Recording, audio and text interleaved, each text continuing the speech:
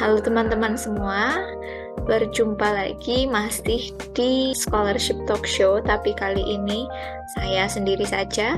Dan kalau kemarin kita membahas ELTA, sekarang kita akan berbicara tentang salah satu beasiswa fully funded untuk S2 atau S3. Apa itu? Australia Award Scholarship. Nah, kira-kira seperti apa? Langsung saja kita bahas. Nah, jadi Australia Award Scholarship ini adalah sebuah beasiswa yang diberikan oleh pemerintah Australia untuk warga negara Indonesia untuk bisa belajar di kampus-kampus yang ada di Australia sana untuk jenjang S2 atau S3. Nah, jadi seperti yang saya sebutkan tadi, untuk jenis beasiswanya ada dua, yaitu untuk S2 atau Master dan juga untuk S3 atau PhD. Untuk Master sendiri itu durasi maksimalnya 2 tahun, terus bisa diambil dalam bentuk coursework, by research, atau kombinasi antara keduanya. Namun yang perlu digarisbawahi di sini, untuk teman-teman yang mau mengambil by research atau kombinasi coursework dengan by research itu sudah harus punya gambaran tentang risetnya nanti mau seperti apa, dan teman-teman juga harus sudah punya siapa kira-kira yang akan menjadi supervisor teman-teman di perguruan tinggi yang dituju nantinya gitu. Dan untuk yang mau mengambil double master degree itu juga diperbolehkan dengan syarat kampusnya itu memang menawarkan program itu dan durasi maksimalnya tetap 2 tahun. Selanjutnya untuk PhD, durasi maksimalnya 4 tahun, dan ini lebih ditekankan pada orang-orang yang akan menempati atau sudah menempati posisi senior yang mana memang membutuhkan gelar PhD dan membutuhkan juga skill penelitian yang lebih memadai. Nah, AAS ini atau Australia Award Scholarship itu ditunjukkan untuk siapa sih? Pada dasarnya ada 2 kategori besar yang bisa mendaftar AAS, yaitu targeted categories dan juga non-targeted category. Untuk non-targeted category itu pada dasarnya adalah semua orang yang tidak termasuk targeted categories. Lalu siapa sih yang termasuk targeted categories? Untuk targeted categories ini ada 2 grup besar. Yang pertama yaitu Equity Target Group dan yang kedua adalah Government of Indonesia atau PNS. Untuk Equity Target Group ini yang pertama adalah penyandang disabilitas dari provinsi manapun di Indonesia. Yang kedua ada perempuan kelompok rentan seperti perempuan kepala rumah tangga, kemudian perempuan disabilitas, perempuan masyarakat adat, dan lain-lain. Nanti bisa teman-teman cek di website Australia Award Indonesia di bagian PhD dan Master Award. Nanti di applicants ada targeting of award. Yang ketiga yaitu Equity Target Province. Nah, ini provinsi sasaran pemerataan, yang mana biasanya ini hanya mencakup provinsi-provinsi di Papua, Nusa Tenggara, dan Maluku. Tapi untuk tahun ini ada tambahan, yaitu Sulawesi Tengah, Sulawesi Barat, Gorontalo, Lampung, dan Kalimantan Barat. Jadi teman-teman yang ada di provinsi-provinsi itu silahkan dimanfaatkan peluang ini ya. Selanjutnya adalah Government of Indonesia atau PNS, tapi tidak termasuk pegawai-pegawai BUMN. Lalu adakah bidang-bidang studi yang menjadi prioritas untuk diambil para award di AAS? Ada tentunya, karena untuk sekarang ini masih dalam rangka pemulihan keadaan pasca pandemi COVID-19. Nah, sehingga ada 3 kelompok besar yang menjadi prioritas dari AAS, yaitu health security, stability, dan yang ketiga yaitu economic recovery. Untuk pendidikan sendiri ini masuk ke health security. Nanti di stability ada banyak sekali. Conflict resolution, disability service itu ada di stability. Nanti teman-teman bisa cek di link ini yang nantinya juga akan saya cantumkan di deskripsi ya. Lalu teman-teman dalam mendaftar itu juga diminta untuk memilih 2 program studi yang berbeda. Maksudnya berbeda itu bukan berbeda rumpunnya ya, tetap disarankan dalam satu lingkup. Maksudnya misalkan saya ambil pendidikan khusus, terus yang satunya misalkan Master of Education, tapi nanti ambilnya spesialisasinya tetap pendidikan khusus atau pendidikan inklusif, itu masih satu rumpun begitu.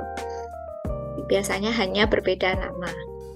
Nah, ketika teman-teman mencari ini, coba dibuka di website Craikos, kemudian nanti ada Craikos code, ada course name, ada macam-macam di situ infonya. Itu juga akan diminta saat teman-teman mengisi form aplikasi. Jadi ketika sudah memutuskan mau mengambil program studi A, B, ada 2 ya, itu disimpan, kalau bisa disimpan di Word, kemudian nanti ketika mengisi aplikasi sehingga tinggal kopas-kopas. Ini yang diminta kemarin, Craikos code, kemudian course name, durasi kuliah, minimal kemampuan bahasa Inggris itu IELTS berapa, begitu nanti itu juga diminta di dalam aplikasi. Untuk general requirement atau persyaratan umum, jadi yang boleh mendaftar adalah warga negara Indonesia dan saat mendaftar juga tinggal di Indonesia, kemudian tidak menikah atau bertunangan dengan orang yang berpeluang untuk bisa mendapatkan kewarganegaraan atau status penduduk tetap Australia atau New Zealand, kemudian bukan anggota militer, tidak sedang mengajukan visa untuk tinggal di Australia. Terus kalau misalkan sudah pernah mendapatkan Australia Award, itu juga sudah tinggal di luar Australia selama 2 kali durasi tinggalnya di Australia.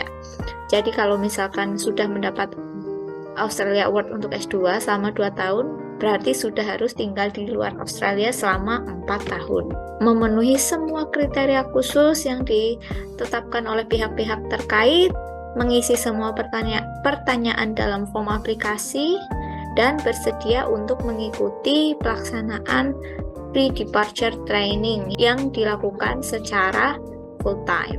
Untuk IPK atau GPA yang dipersyaratkan, ini berbeda-beda ya teman-teman. Untuk PNS atau Government of Indonesia di jenjang PhD minimal 3,0 dalam skala 4, kemudian untuk master minimal 2,9, sedangkan untuk equity target group ini keduanya master dan PhD minimal 2,75, dan untuk non-targeted kategori itu sama seperti PNS. Untuk English proficiency ini untuk PNS, PhD dan masternya sama, IELTS minimal 6,0 atau TOEFL ITP 552 atau TOEFL IBP 80 atau PTE Academic 56. Sedangkan untuk equity target group untuk jenjang PhD sama seperti PNS tadi, IELTS 6,0 dan skor lain yang setara. Kemudian untuk jenjang master itu IELTS minimal 5,0 atau TOEFL ITP minimal 495 atau TOEFL IBP minimal 63 atau PTE Academic minimal 46. Sedangkan untuk non-targeted group di jenjang masternya sama seperti PNS, IELTS 6,0, sedangkan untuk PhD IELTS minimal 6,5 atau TOEFL ITP 570 atau TOEFL IPT 88 atau PTE Academic 61. Nah, ini berkas-berkas yang harus teman-teman persiapkan dengan catatan yang wajib dalam bahasa Inggris itu 1 CV. Sisanya boleh dalam bahasa Inggris atau bahasa Indonesia. Nanti ketika sudah diterima baru harus dilengkapi yang dalam bentuk bahasa Inggrisnya. Nah, selain CV harus disiapkan juga salinan akta kelahiran atau berkas lain yang setara, KTP atau paspor, transkrip akademik dan ijazah. Ini salinan yang dilegalisir ya, yang dicantumkan. Nah, untuk teman-teman yang mendaftar dengan ijazah D4 atau S1 transfer, ini harus mencantumkan juga ijazah dan transkrip D3. Untuk teman-teman yang mendaftar S3 atau PhD itu harus mencantumkan juga ijazah dan transkrip S1 dan S2 tentunya. Kemudian kemampuan bahasa Inggris, sertifikat kemampuan bahasa Inggris yang terbaru pastinya dan masih berlaku. Terus untuk yang mendaftar by research atau PhD itu harus mengisi detail tentang proposal penelitiannya. Surat rekomendasi ini wajib untuk PhD, Form Nominating Agency Declaration, dan SKPNS. Oke, untuk manfaat apa saja yang akan diperoleh teman-teman? Yang pertama ada pre-departure training, mencakup juga English for academic purpose. Ini nanti akan diselenggarakan di Indonesia, tapi juga ada semacam pengenalan program akademik yang akan dilaksanakan sebelum teman-teman mulai berkuliah di Australia, ini di kampus teman-teman masing-masing nantinya. Kemudian ada juga biaya transport untuk bolak-balik ke tempat PDT ataupun ke kampus teman-teman di Australia nanti, itu juga ditanggung. Kemudian uang saku selama PDT dan uang saku selama kuliah, uang saku kedatangan ketika teman-teman baru tiba di Australia nanti, biaya kuliah tentu saja, biaya dukungan kuliah kalau teman-teman membutuhkan dukungan supaya bisa segera menyelesaikan kuliahnya, biaya kerja lapangan untuk teman-teman yang membutuhkan riset ke Indonesia, ini nanti juga akan dibantu untuk tiket pesawatnya, biaya kepulangan setelah teman-teman 1 tahun tinggal di sana di Australia, biaya jaminan kesehatan tentunya, dan biaya untuk membantu pengembangan profesionalisme dan pengembangan network. Nah, kapan teman-teman bisa mendaftar? Ini sudah dibuka sejak 1 Februari dan biasanya juga akan dibuka di bulan-bulan ini ya, Februari sampai April atau awal Mei. Tahun ini juga sama, dibuka dari 1 Februari dan ditutup pada 1 Mei pukul 20.59 WIB. Semangat untuk teman-teman yang sedang mempersiapkan. Nanti selain dari dokumen-dokumen tadi ada juga supporting statement yang harus teman-teman siapkan. Kapan-kapan insya Allah saya akan coba buatkan video yang membahas secara tersendiri tentang supporting statement-nya. Mungkin untuk video kali ini cukup sekian. Terima kasih dan semangat terus untuk teman-teman. Sampai jumpa di video-video berikutnya.